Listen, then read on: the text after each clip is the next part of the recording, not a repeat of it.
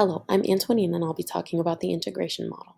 The integration model is used to help counselors and clients mutually meet their goals through association and engagement of the biblical scripture and Christian views. It involves being hyper aware of who you are, what your values are, and what foundations you have that can lift you up to be the best counselor that you can be. An example of this would be working as a Christian counselor. It allows you to lean into the scripture and open up the stories that may help you add perspective to one's life.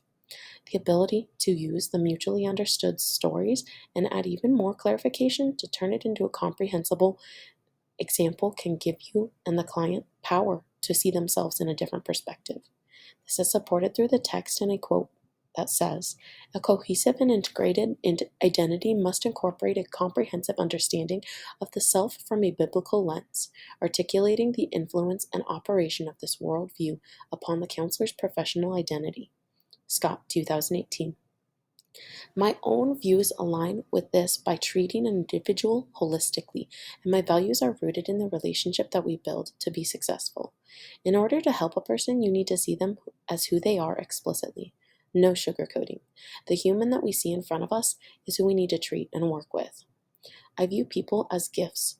Each person has their own benefits and ideas to add to the table. No one person can solve all of the issues that we may face. It is as mentioned in the text when discussing Genesis 2:18, God indicated, "It is not good for the man to be alone. I will make a helper suitable for him." King J. Lilly S. 2020. The relationship that we work on with each client is just as important as the healing process. You cannot receive or be completely vulnerable with someone that you do not trust or feel like you have a strong relationship with. Some challenges that come with that are maintaining the code of ethics and understanding them appropriately. As a prior educator, I'm very familiar with what a code of ethics can entail. What makes humans is emotion, skill, and desire. It can be challenging to put your own beliefs aside and be genuinely objective. So many of us are used to giving our opinions and suggestions to help solve problems and make decisions. The world is an interesting place because of our differences. I have no worry for my ability to remain objective. It is important to recognize strengths and acknowledge weaknesses in a field that is so personal.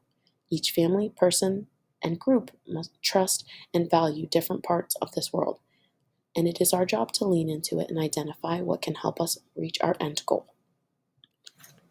When working with a new or existing client, it's important to see where they're coming from.